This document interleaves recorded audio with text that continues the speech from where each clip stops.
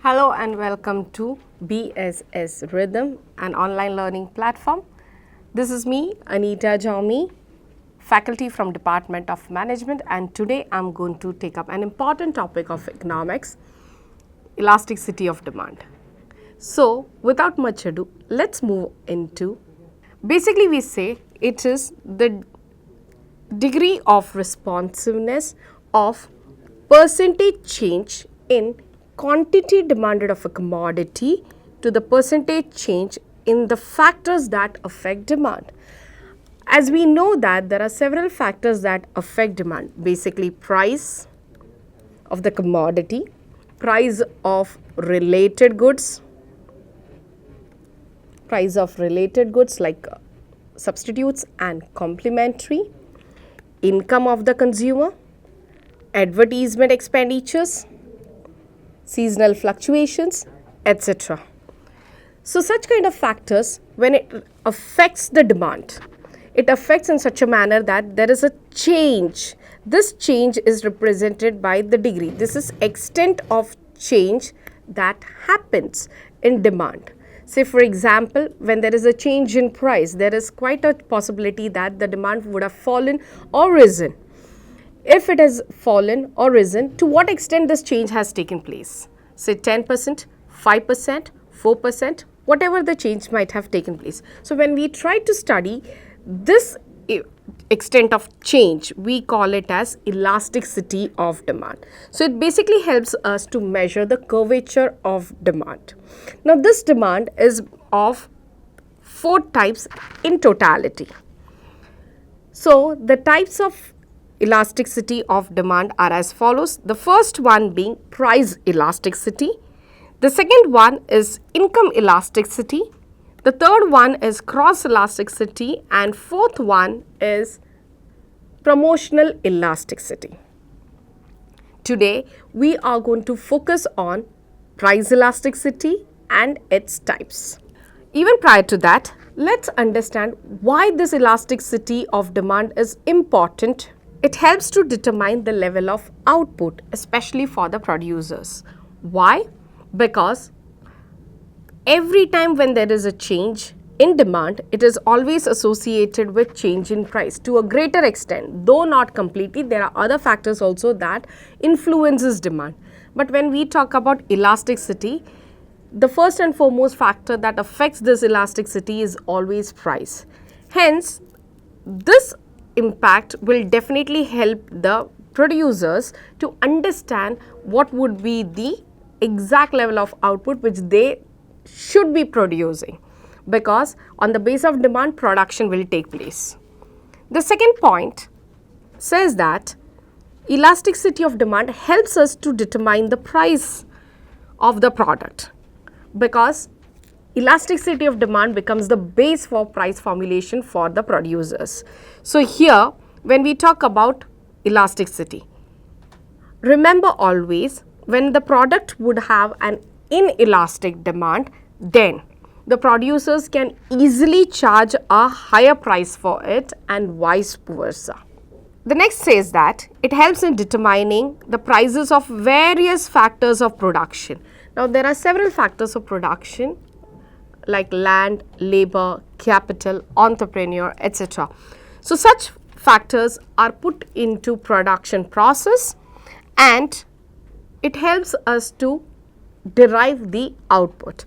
So, here various prices can be offered to the factors depending upon its elasticity.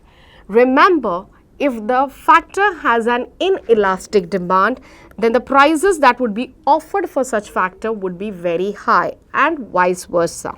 It also helps the government in adopting protectionist policy for goods, especially with elastic demand, by providing protection or subsidy so that such goods can be protected in international market, especially to face competition. Gains from international trade depends on elasticity of goods. A country will gain from international trade if it exports goods with less elasticity of demand and import those goods which has an elastic demand. So automatically, depending upon the elasticity, a country can gain from international trade as well. Now let's move on to the important topic of elasticity associated with price elasticity. So let's understand the concept of price elasticity of demand. The degree of responsiveness of percentage change of a quantity demanded of a commodity to the percentage change in price of that commodity is called as price elasticity of demand. So here demand rises or falls with whatever percentage it could be, it is due to price alone. So price is influencing the demand to a greater extent. So it is the degree to which the effective desire for something changes as its price changes.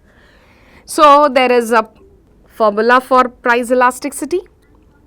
So price elasticity is equals to change in Q divided by Q divided by change in P divided by P, or we simply quote it as change in quantity divided by change in price. So it's basically the difference, we say it is nothing but change in Q divided by change in P divided by P.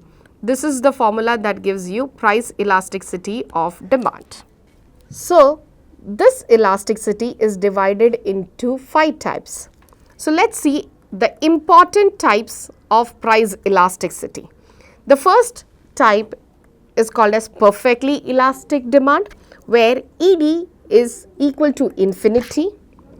Second type is perfectly inelastic demand, where elasticity of demand is equal to 0. The third type is unitary elastic demand, where ED is equal to 1. The fourth type of price elasticity is relatively elastic demand, where ED is greater than 1, and relatively inelastic demand, where ED is less than 1. Now let's understand each and every type of price elasticity in a detailed manner. So when the percentage change in quantity demanded is infinite, even if there is a percentage change in its price, then we call such kind of demand as perfectly elastic demand. This can be easily understood with the help of this diagram. Here in this diagram, you can see that the price of the commodity is constant, and at this given price, commodities can be demanded infinitely. So when the price does not change, that is the change in price is 0, but demand changes greatly, which is quite infinite, then we call it as perfectly elastic demand. The demand curve in such a case is horizontal to the x-axis, and such situation is an imaginary situation. It's more important in conceptual context. Simple examples have been quoted here. Use of Ola or Uber cars will have an elastic demand at specific point of time. So it's not applicable at all the time. Hence we say such concepts are imaginary in nature. The second type of price elasticity is perfectly inelastic demand. So the demand is said to be perfectly inelastic when there is no change in quantity demanded, even there is any change in price of the goods. For example, drugs. We are talking about those drugs which is very much important for human survival. So we are talking about pharmaceutical drugs. So here in this case, when we look at this situation, you can see that in this diagram, the demand curve is parallel to the y-axis, and at this level you can see that the price OP, and at this price OQ units are demanded by the consumer. But even if the price rises or whether the price falls, the demand tends to remain the same. So there is no change in demand here. So such kind of demand is called as perfectly inelastic demand. The third type of elasticity of demand, especially associated with price, is unitary elastic demand. Now in this case, the elasticity of demand will be equal to 1, which means that a given percentage change in price will lead to equal percentage change in quantity demanded, whether the price rises or falls, but the change in demand would be almost the same in relation to the price. So that means when there is an equal change in price and quantity demanded of a commodity, then we call it as unitary elastic demand. So the demand curve under unitary elastic demand is a hyperbola, rectangular hyperbola. So such kind of demand is seen amongst those goods like digital cameras, mobiles, electrical appliances, etc.